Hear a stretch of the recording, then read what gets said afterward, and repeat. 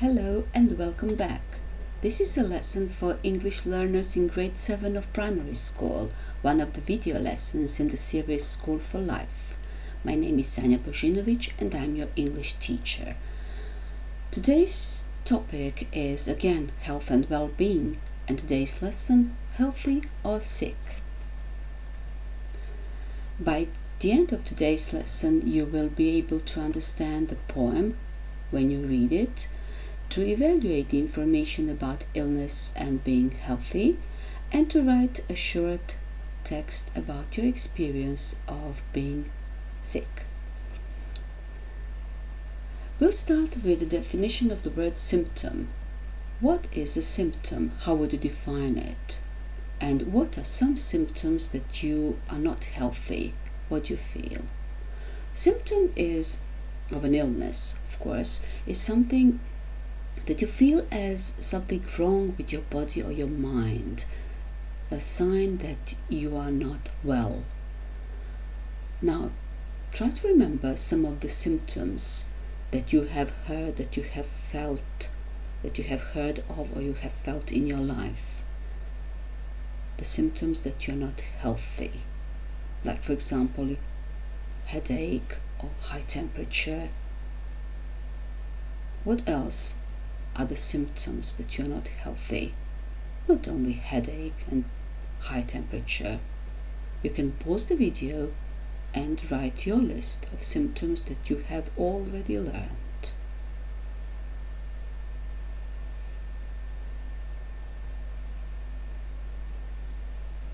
Let's see, healthy or sick?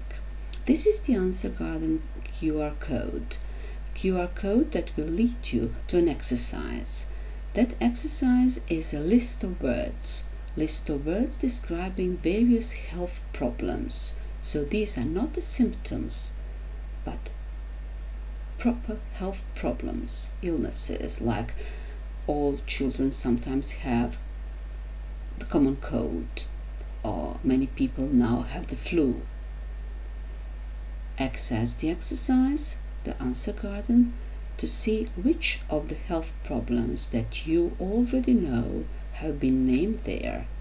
Try to read the words aloud to see how many you know, how many you can pronounce correctly, and how many you have to learn now.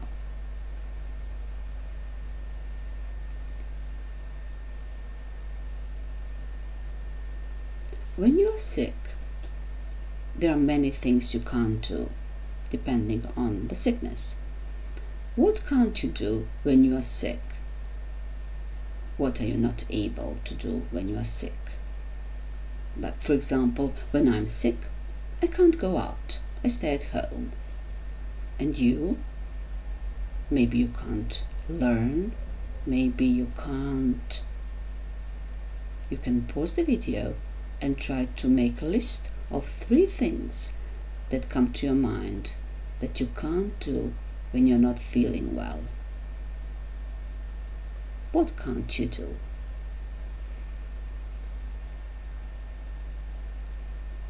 Today we are going to read a poem by Shel Silverstein, and later on you can read the whole poem. You can access it on a web page, the web page with a lot of poetry for young readers. The web page is called poets.org. But we'll start with the beginning of the poem. The first 3 lines, they say, "I cannot go to school today," said little Peggy Ann McKay. "I have the measles and the mumps." What can't she do? What is the reason? Can that reason be the true reason? Why? Why not? Read again. Silently. You can read aloud. And think about her reasons. The main character, Peggy Ann McKay. "I cannot go to school today," said little Peggy Ann McKay. "I have the measles and the mumps." The measles ospice, the mumps, zaošňáci. Can she have the measles and the mumps at the same time?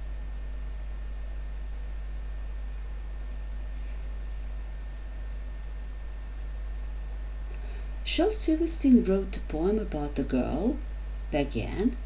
She claims to have health problems that include the parts of the body that I will name now. She mentions some health problems that include her throat, then her hip, her chin, her belly button, her back, her ankle, her neck, her tongue, her elbow, and her ear. Can you pronounce all these words? Do you know what they mean? Throat, hip, chin, belly button, back, ankle, neck, tongue, elbow, ear. If you can pronounce them all, just copy them into your notebook because you will need them for your next exercise. If you can't, look them up in your dictionary. These are all body parts. Can you guess what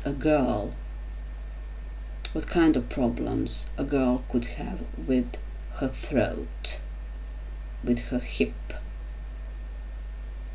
I mean, she's not an old lady, but who knows? A hip, a chin, a problem with her belly button, a problem with her back, with her ankle,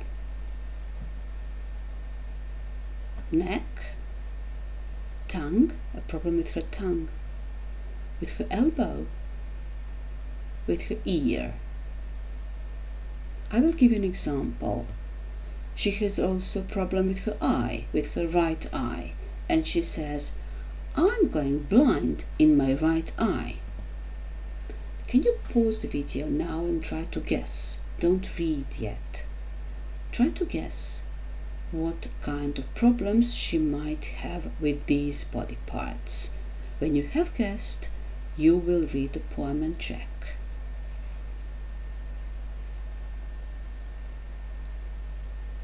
Let's see if you have guessed right. You can read about Peggy Ann's problems with health in Shel Silverstein's poem Sick, and you will find the poem if you follow this link, the link on the screen. You will get the access to the poem. Read the poem and check if you have guessed right.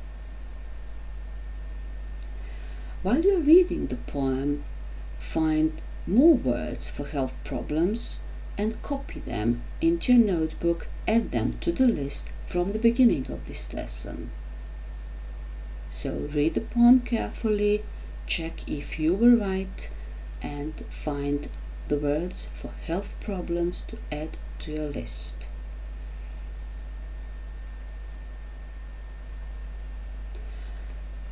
In the poem, the girl says, my temperature is 108. Have you heard of the temperature 108?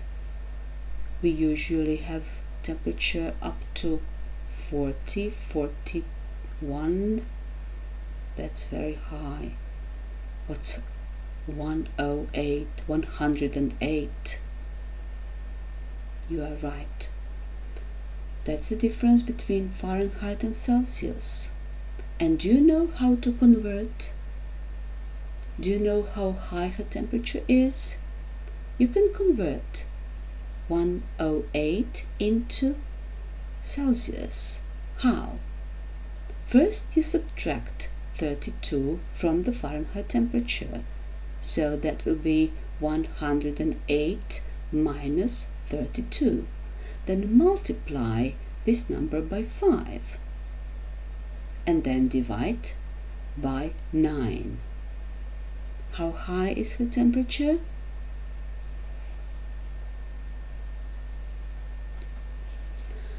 At the end of the poem, as you now know, Peggy Ann changes her mind. She says, "Can you complete these lines?" "What's that? What's that you say? You say today is Saturday. Bye. I'm going out to play." So she says, "What's that? What's that you say? You say today is Saturday. Goodbye. I'm going out to play." Have you ever felt like Peggy Ann?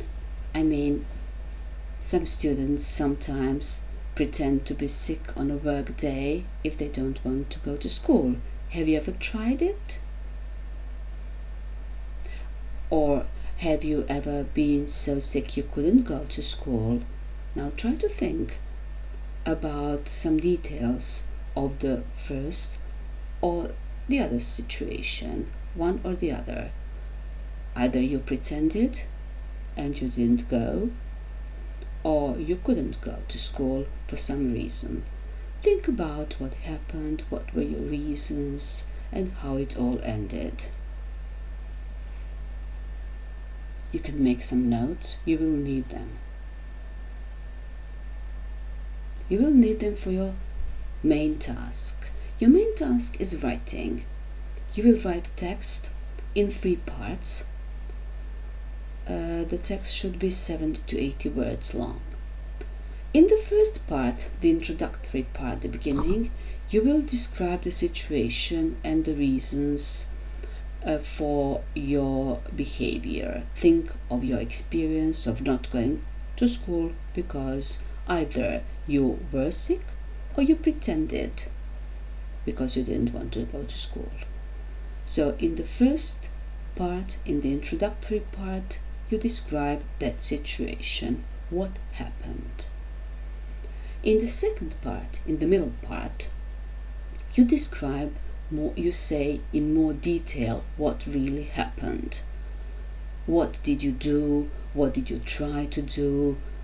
Who were the other people you talked to at that time? Some details.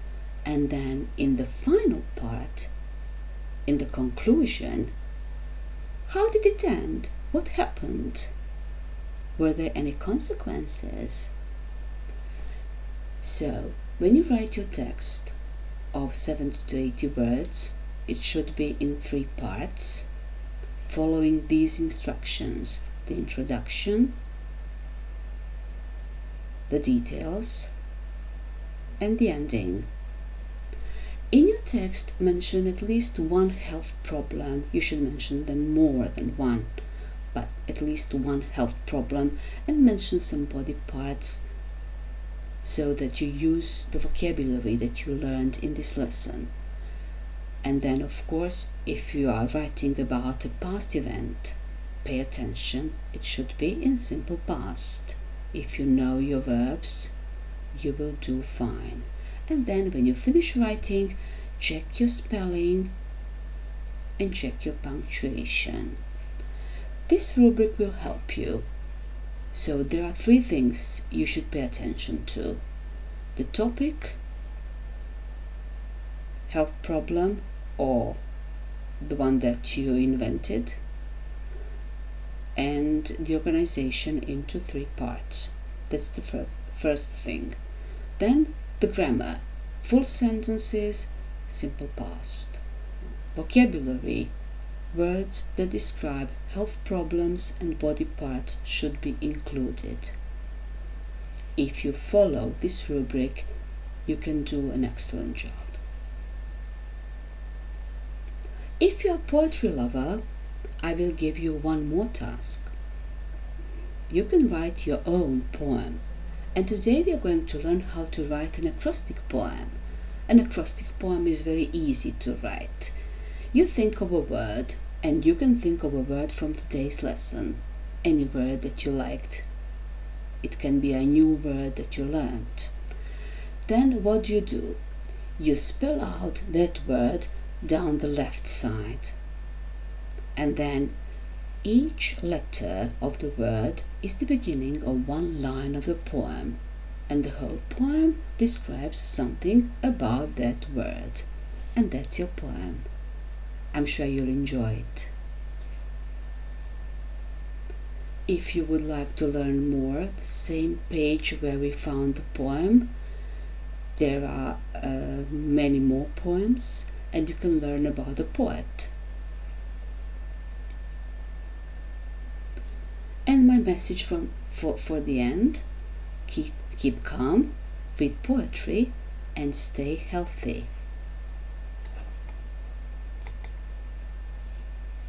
That's the end of today's lesson.